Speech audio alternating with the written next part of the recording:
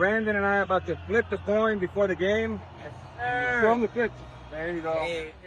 For most people, stepping onto a World Cup field is something they only dream about. For Brandon McKenzie, it became reality. I didn't know I was actually going to go onto the field, so I remember I went to dinner and all of that, and they had told me, they put me to the side at the end, they were like, yo, you're going to go on the field.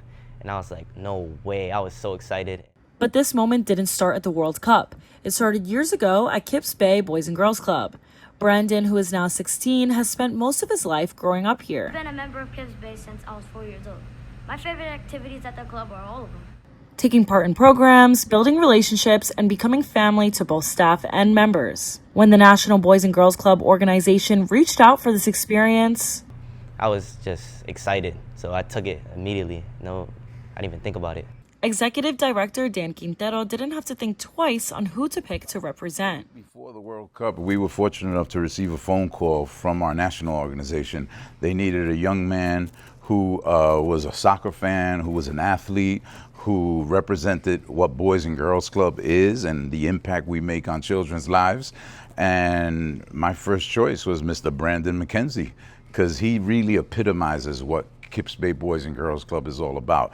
It's a reputation Brandon has earned over the years. He continues to take advantage of every opportunity and become a young leader who represents what Kips Bay stands for.